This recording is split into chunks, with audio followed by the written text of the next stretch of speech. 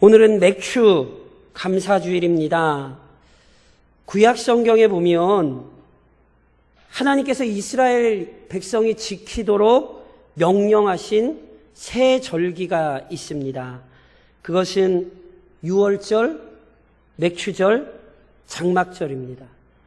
이 중 맥추절은 오순절, 칠칠절, 초실절 이렇게도 불렸는데 이스라엘 백성이 첫 보리 이삭을 거두면서 지켜야 했던 절기입니다. 즉, 한 해의 첫 열매를 거두면서 우선 돌보아 주신 하나님께 감사하던 절기입니다. 동시에 남은 한 해에도 베푸실 은혜와 사랑을 기대하고 또 그 안에서 거둘 열매도 소망하던 절기입니다. 오늘 우리는 이스라엘 백성이 맥추절을 지키며 하나님 앞에 보였던 그 믿음을 이어받아서 똑같은 믿음의 고백으로 똑같은 감사와 소망으로 맥추 감사 예배를 드리는 것입니다. 그래서 먼저는 지난 6개월 동안 우리를 인도하시되 참으로 어려운 상황 속에서 지켜주시고 우리의 필요를 채워주신 하나님께 감사해야 합니다. 하나님께서 이 시간까지 도우셨다는 사실을 잊지 말고 감사의 찬양을 드려야 합니다.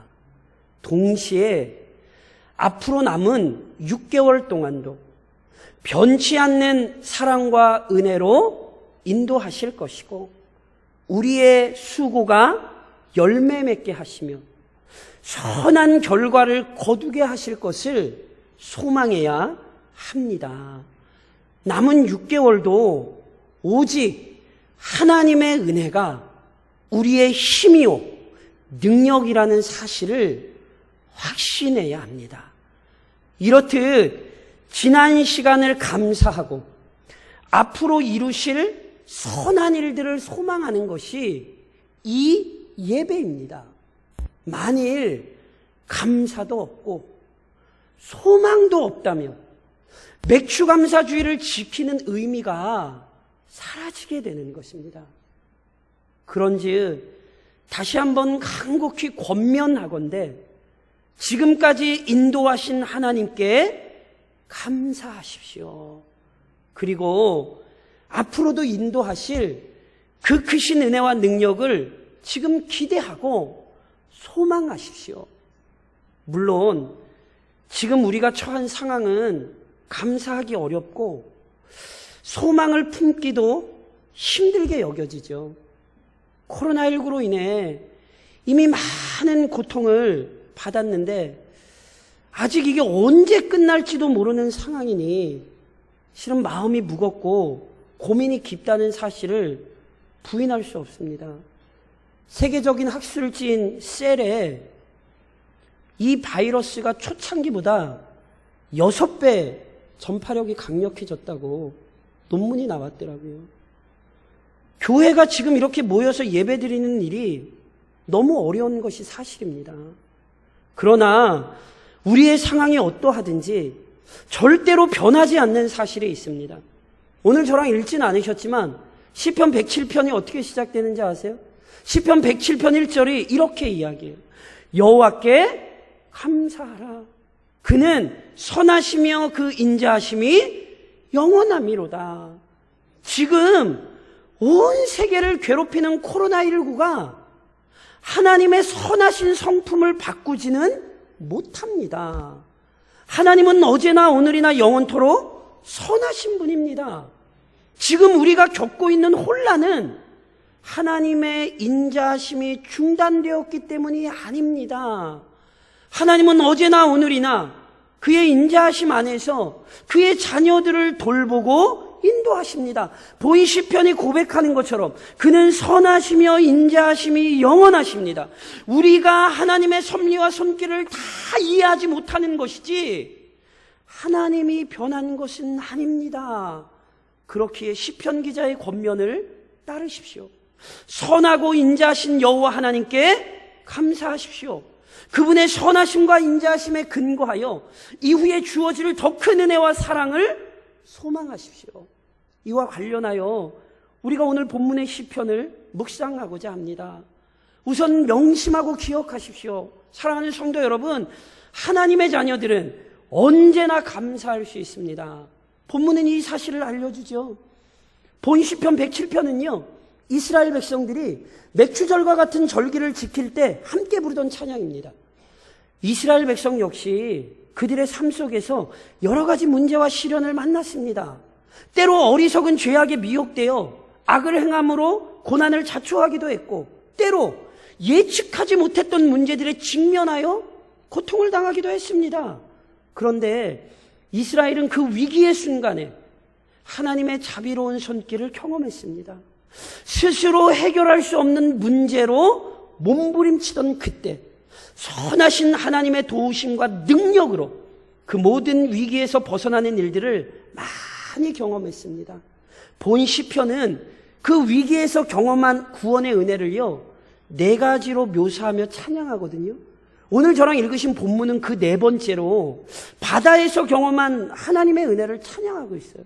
오늘 본문 23절로 24절에 이렇게 기록되어 있었잖아요. 배들을 바다에 띄우며 큰 물에서 일을 하는 자는 여호와께서 행하신 일들과 그의 기이한 일들을 깊은 바다에서 보나니. 본래 이스라엘 백성은 목축과 농사를 주업으로 삼았기에 항해술에 뛰어났던, 예를 들면 두로나 시돈 사람들처럼 바다에 익숙한 사람들은 아니었습니다. 그러다 솔로몬 시대부터 국제무역이 활발해져서 지중해와 인도양까지 무역에 나섰습니다. 그러니까 어느 순간 바다 역시 생업을 위한 현장이 된 것이죠. 본문은 그곳에서 경험한 일에 빗대어 감사할 수 있는 이유를 알려줍니다. 그렇다면 하나님께서 바다에서 행하신 일, 그들의 삶에 나타내신 일이 무엇입니까? 25절로 27절에 이렇게 노래하고 있었어요. 여호와께서 명령하신즉 광풍이 일어나 바닷물결을 일으키는도다. 그들이 하늘로 솟구쳤다가 깊은 곳으로 내려가나니 그 위험 때문에 그들의 영혼이 녹는도다. 그들이 이리저리 구르며 취한 자같이 비틀거리니 그들의 모든 지각이 혼돈 속에 빠지는도다. 바다에 나간 자들이요, 하늘로 솟구쳤다가 다시 아래로 떨어지는 큰 풍랑을 만났습니다. 이 거대한 풍랑 속에서 배에 탄 자들의 영혼이 녹습니다. 영혼이 녹습니다. 즉 크게 몰아치는 풍랑 속에서 몹시 두려워하고 공포에 사로잡히게 되었습니다. 배가 어찌나 요동을 치든지 제대로 서 있지도 못하고요, 술 취한 자처럼 비틀거립니다. 물론 선원들이 풍랑 속에서 가만히 손 놓고 있지는 않습니다.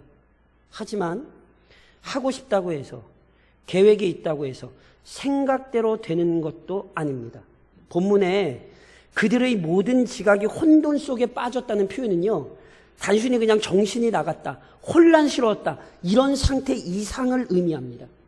본 구절의 지각이란 구체적으로 말해 항해술을 의미합니다. 즉 선원들은 바다에 배를 띄우고 항해하기 위해 여러 유용한 기술을 습득했습니다. 다양한 상황에 대처하기 위해 숱한 시간 동안 기량을 연마했습니다. 하지만 거대한 풍랑 앞에서 그들의 모든 수고와 노력은 통하지 않았습니다. 광풍 앞에서 그간의 지식은 소용없었고 갈고 닦은 기술도 먹히지 않았습니다. 쉽게 말해 아무리 탁월한 선장과 선원이라도 바다를 제압할 수는 없습니다. 이리저리 날뛰는 풍랑을 통제할 수 없고 거센 파도를 잠재울 수 없습니다. 이런 의미에서 이 광경은 이 땅을 살아가는 인생들의 본 모습을 여실히 보여줍니다. 지금까지 인류는 역사 속에서 삶의 터전에서 많은 업적과 발전을 이루어왔습니다. 이는 우리 모두 인정하는 사실이고요, 아무도 부인하지 않습니다. 그러나 동시에 우리 모두 인정하고 부인하지 말아야 할 사실이 또 있습니다. 우리가 매일 살아가는 삶의 자리, 우리의 삶의 상황을 마음대로 제어하실 수 있습니까? 아니요, 없습니다. 무슨 말입니까? 세상의 주인은, 역사의 주인은 인류가 아닙니다. 이 세상에서 벌어지는 일들과 상황을 인간이 마음대로 다스리거나 주관하지 못합니다. 코로나19를 겪으면서도 이 사실을 부인한다면 참으로 어리석은 것 아닙니까? 거대한 풍랑 앞에서 참으로 초라했던 선원들의 모습이 오늘 인류의 모습이요, 우리 모습입니다. 눈에 보이지도 않는 작은 바이러스 때문에 두려워 벌벌 떠는 것이, 이것이 오늘 우리의 모습 아닙니까? 그런데 오히려 이 사실을 철저히 깨달으면 감사할 수 있습니다. 왜요? 본 시편이 어떤 고백을 하는지 주목하십시오. 풍랑이 누구에게서 왔습니까? 25절에 분명히 고백했어요. 여호와께서 명령하신즉 광풍이 일어나 바다 물결을 일으키는도다. 창조주 하나님께서 그가 친히 창조하신 바다를 다스리시고 광풍을 주관하십니다. 바다 물결이 일어나는 일에 연약한 인생은 관여할 수도 없고 다스릴 수도 없습니다. 그러나 오직 하나님께서 이 모든 일을 일으키시고 다스리십니다. 그런데 그 하나님이 어떤 분이십니까? 그는 선하시며 그 인자하심이 영원하미로다. 선하신 하나님이니 그의 선하신 목적을 위해 때로 광풍을 일으키십니다. 인자하심이 영원하신 하나님께서 그 인자하신 계획 안에서 때로 풍랑도 허락하십니다. 그렇기에 감당할 수 없는 바다 물결 위에서도 감사할 수 있습니다. 오해하지 마십시오. 풍랑 자체를 감사한다는 것 아닙니다. 코로나 자체를 감사한다는 것 아닙니다. 이 모든 일이 하나님의 손에 있기에 감사할 수 있다는 것입니다. 하나님께서 지금도 이 세상 속에서 일하신다는 사실을 알기에 우리는 감사할 수 있다는 것입니다. 그러니 사랑하는 성도 여러분, 이 예배에 먼저 감사하십시오. 동시에 하나님의 자녀들은 언제나 선한 결과를 소망할 수 있습니다. 선원들은 생존을 위해 뛰어들어야 했던 바다에서, 즉 매일 살기 위해 버텨야 했던 삶의 자리에서 큰 풍랑을 만나고 거대한 광풍에 휩쓸려야 했어요. 하지만 이 위기 속에서도 이 모든 일이 하나님 손에 있다는 사실은 잊지 않았습니다. 그랬기에 이 확신 안에서 낭망에 눌러앉지 않고 즉각 취한 행동이 있습니다.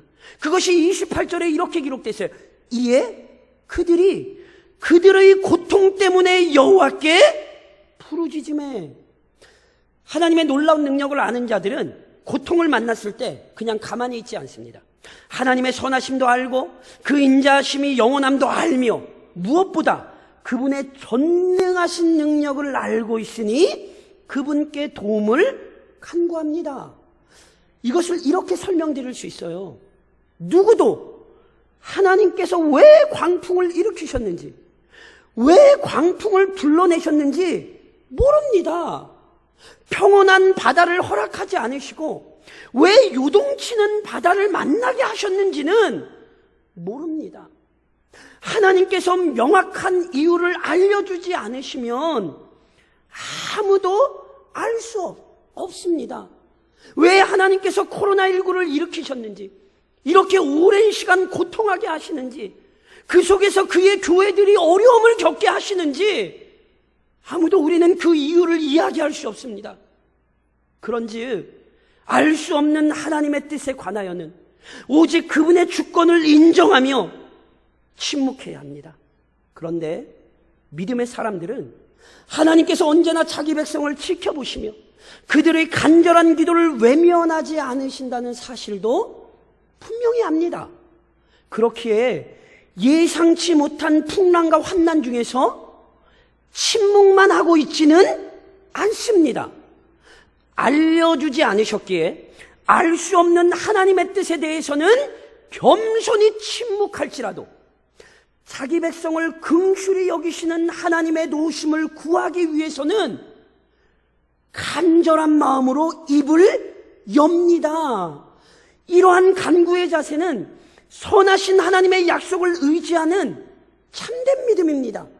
시편 50편이 우리에게 무엇을 가르칩니까? 시편 50편 15절은 이렇게 이야기하죠. 환난 날에 나를 부르라. 내가 너를 건지리니 내가 나를 영화롭게 하리로다. 환난 날에 간구할 때 하나님께서는 약속하신 말씀대로 그의 백성에게 능력을 나타내십니다. 이 사실을 본문도 기록하고 있어요. 본문이 그들이 그들의 고통 때문에 여호와께 부르짖었다는 사실만 기록하고 있습니까? 아니에요. 본문이 계속 어떻게 기록합니까? 그가 그들의 고통에서 그들을 인도하여 내시고 광풍을 고요하게 하사 물결도 잔잔하게 하시는도다. 하나님께 부르짖자. 하나님께서 그들을 깊은 절망과 고통에서 건지십니다. 그들을 괴롭히던 광풍이 멎었고 파도가 잔잔해졌습니다. 잊지 마십시오. 풍랑이 일던 바다가 잠잠해진 일은 우연히 일어나지 않았습니다. 하나님께서 자기 백성의 기도를 들으시고 그 기도에 응답하신 결과입니다. 그런즉 믿음의 사람들은 어떤 환난 중에 있더라도 소망을 잃어버리지 않습니다. 왜요? 하나님께서 환난 중에 부르짖는 기도에 응답하시기 때문입니다. 선하신 하나님께서 자기 영광을 위해 자기 자녀들의 기도에 응답하시고 그 능력을 나타내실 것이니 사망의 음침한 골짜기를 걸으면서도 준비된 은혜를 소망할 수 있습니다. 그러니 이 위경 중에 소망 중에 기도하십시오. 우리에겐 소망이 있습니다. 이것만이 아닙니다. 하나님께서는 파도만 잠잠하게 하신 것 아니에요. 본문 30절이 분명히 뭐라고 얘기했어요? 그들이 평온함으로 말미암아 기뻐하는 중에 여호와께서 그들이 바라는 항구로 인도하시는도다. 생각해 보십시오. 본래 바다는 언제든 풍랑과 파도가 일어나는 곳입니다. 그러하니 바다로 나서는 자들에게 어찌 불안과 두려움이 없겠습니까? 그럼에도 바다가 생업의 현장이니 나서지 않을 수 없었고 바다에 들어선 거예요. 그리고 그 바다에서 죽음의 위협을 경험했던 것이죠. 하지만 동시에 그 위대한 바다에서 선하신 하나님의 손길과 능력도 체험했습니다. 무엇보다 그 보호하심 안에서 목적했던 곳에 무사히 이룰 수 있었습니다. 올 한 해 온 세계가 코로나19로 인한 불안과 두려움으로 시작했잖아요. 설마 했는데요. 설마 했던 일들이 사실이 됐네요. 또 설마 했던 일들이 사실이 될 것 같아서 불안해요. 새로운 6개월을 시작하는 우리에게 여전히 불안과 두려움이 남아있어요. 그런데 엄밀히 말해 우리의 삶은 언제나 수많은 위기에 노출되어 있습니다. 연약한 우리에게는 코로나19만이 아니라 이 세상 자체가 큰 풍랑입니다. 지금까지도 우리는 수많은 풍랑을 겪어왔고 예언 아닌 예언할까요? 앞으로 더 큰 풍랑이 우리를 찾아올걸요? 그러면 이러한 우리에게 소망이 있습니까? 예, 있습니다. 오늘 본문은 소망이 있다는 사실을 알려주는 거예요. 우리를 이 땅에 보내신 하나님께서 이 땅에 사는 동안 친히 우리를 인도하십니다. 무엇보다 그가 우리에게 약속하신 곳, 즉 우리가 바라는 참된 항구인 천국에 이르도록 그가 우리를 인도하십니다. 이 사실을 확신한다면 근심과 걱정을 떨쳐내고 어찌 소망을 품고 찬양하지 않겠습니까? 그런즉 성도들이여 다시 소망하셔야 됩니다. 그런즉 사랑하는 성도 여러분, 혹시 잠시 흔들렸던 믿음을 다잡으십시오. 누구도 이 세상에서 완전한 믿음을 소유하는 사람은 없습니다. 그래서 탁월한 믿음의 사람들도 잠시 그 믿음이 흔들릴 때가 있습니다. 눈앞에서 발생하는 여러 가지 혼란스러운 일 때문에 하나님께서 지금도 일하신다는 사실에 관해 의심이 일어날 때가 있습니다. 그러나 흔들리는 믿음을 방치하면 안 됩니다. 의심의 마음을 빼앗기면 안 됩니다. 오히려 의심을 이기고 담대한 마음을 지녀야 합니다. 이와 관련해 세례 요한의 모습을 묵상하는 것이 우리에게 너무 유익합니다. 세례 요한이 누구입니까? 그는 구약의 예언에 따라 그리스도께서 오실 길을 준비한 사람입니다. 누구도 그리스도를 알아보지 못했을 때 그분을 알아보았고 그분이 메시아라는 사실을 이스라엘 백성에게 정확하게 나타내고 증언했던 사람입니다. 그런데 이 위대한 하나님의 사람 세례 요한도 그 믿음이 흔들렸던 것 아십니까? 마태복음 11장에 보면 요한에 관해 이런 기사가 기록이 돼요. 요한이 옥에서 그리스도께서 하신 일을 듣고 제자들을 보내어 예수께 여짜오되 오실 그이가 당신이오니까 우리가 다른 일을 기다리오니까. 저는 이 본문을 읽을 때마다 너무너무 감사해요. 왜냐하면 요한도 흔들렸거든요. 저 정도가 흔들리는 게. 이 질문이 충격적이에요. 왜요? 요한은 누구보다 정확히 예수님을 알아보았고 그래서 메시아로 증언했잖아요. 그런데 옥에서 제자들을 통해 전해들은 예수님에 대한 소문이 지금까지 자기가 생각했던 메시아의 모습과는 다르게 느껴졌어요. 그래서 요한이 불안했어요. 예수님을 알아봤던 요한의 마음에 불안이 찾아왔어요. 그래서 제자들을 보내 예수님께 확인한 거예요. 예수님이 정말 그분 맞냐고. 그때 흔들리는 요한의 믿음을 아신 그리스도께서 어떻게 답변했는지 아세요? 마태복음 11장에 예수님의 답변이 이렇게 기록되죠.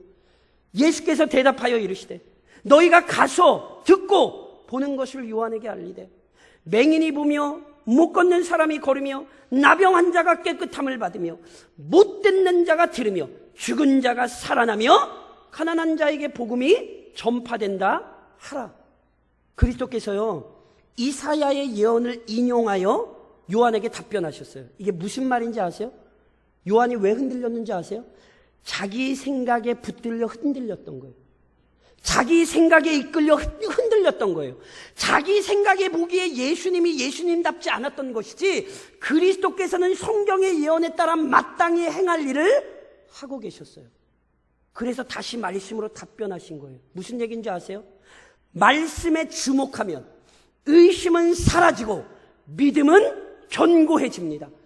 그러니 우리 역시 믿음이 흔들릴 때에 다른 것에 주목하면 안 돼요. 말씀에 다시 주목해야 돼요. 눈앞에 벌어지는 일들에 흔들리지 말고 본문의 말씀에 주목하십시오. 본문이 우리에게 무엇라 이야기합니까?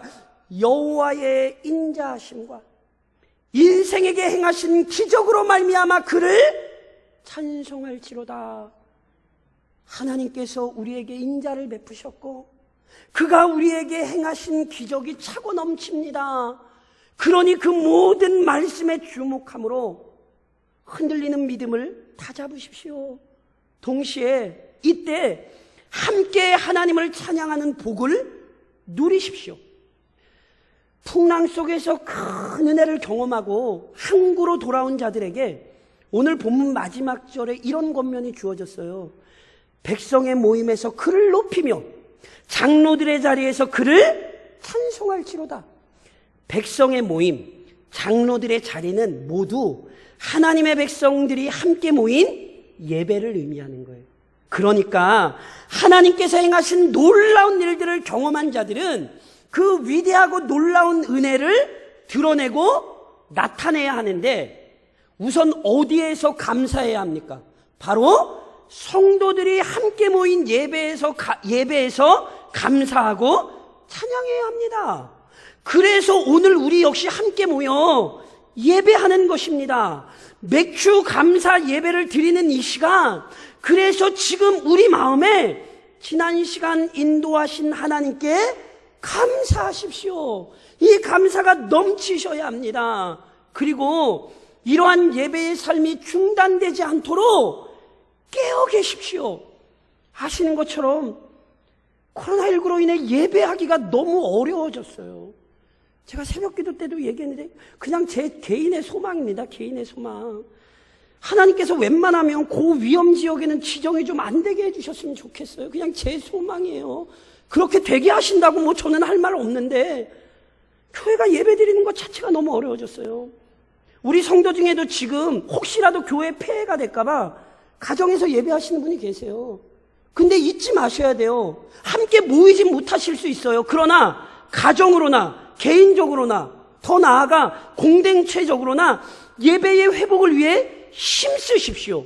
구원의 은혜와 사랑을 경험한 자들에게 예배가 참으로 합당한 것이라는 사실을 명심하시고 남은 한 해 동안에도 함께 예배하는 일에 열심을 내십시오. 무엇보다 한국교회가 너무너무 예배하기가 힘든데 하나님 그 예배가 무너지지 않도록 은혜를 달라고 기도하셔야 합니다. 마지막으로 코로나19라는 큰 풍랑 때문에 두려워하는 자들을 위로하십시오. 위대했던 사도 바울은 복음 증거를 위해 참으로 많은 고난을 받아야 했습니다. 그러던 중 자기 동족 유대인들에게 고소를 당해 죄인의 신분으로 로마로 이송되었습니다. 그런데 바울이 타고 가던 배가 바다에서 큰 풍랑을 만나게 되었습니다. 그때의 상황이 얼마나 위급했던지 성경이 사도행전 27장에 어떻게 기록했는지 아세요? 여러 날 동안 해도 별도 보이지 아니하고 큰 풍랑이 그대로 있음에 구원의 여망마저 없어졌더라. 구원의 여망마저 없어졌더라. 배에 탄 모든 사람이 소망을 잃고 괴로움과 비탄에 짓눌려 있었습니다. 하지만 바울은 달랐습니다. 그는 절망에 사로잡히지 않았습니다. 왜냐하면 하나님의 사자가 그에게 나타나 바울만이 아니라 그와 함께 배에 탄 모든 사람을 보호하시겠다고 약속하셨기 때문입니다. 그래서 바울은 이러한 하나님의 약속을 알려주며 낙심한 자들을 위로했습니다. 지쳐있던 자들에게 음식을 권하고 기운을 내도록 권면했습니다. 그래서 사람들이 힘을 낼 수 있었고요. 약속대로 모두 로마에 무사히 도착했습니다.